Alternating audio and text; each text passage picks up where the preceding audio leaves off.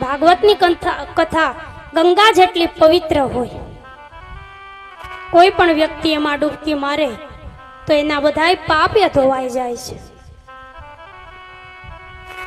ભાગવતની કથામાં ભાગવત રૂપી ગંગામાં જો કોઈ ડૂબકી મારે ને તો એવા માનવીને પછી હરિદ્વારની ગંગામાં ડૂબકી મારવાની જરૂર નથી રહેતી. હરિદ્વારની ગંગામાં એ ભાગીરથી ગંગામાં આપણે સ્નાન કરીએ, બધાને ખબર છે કે આપણા પાપ ધોવાઈ જાય છે. પણ હરિદ્વારની એ ગંગા, ભાગીરથી ગંગા આપણને એ વાતની ગેરંટી નથી આપતી કે એકવાર પાપ ધોવાઈ ગયા પછી આપણા હાથે કોઈ પાપ નહીં થાય. પણ ભાગવતની કથા રૂપી ગંગા, એમાં તો જો કોઈ વ્યક્તિ ડૂબકી લગાવે, મન લગાવી અને આ કથાને સાંભળે, ધ્યાન લગાવી અને કથામાં બેસે, શ્રવણ કરે અને જીવનમાં ઉતારે, તો પછી ભાગવતની કથા રૂપી ગંગા એ તો આપણને એ વાતની ગેરંટી આપે છે કે આપણા હાથે જીવનમાં ક્યારેય કોઈ દિવસ કોઈ પાપ નહીં થાય. કારણ કે ભગવાનના ગુણોની કથા એ માત્ર સાંભળવાની કથા નથી, પણ આ કથાને તો જીવનમાં ઉતારવાની કથા છે.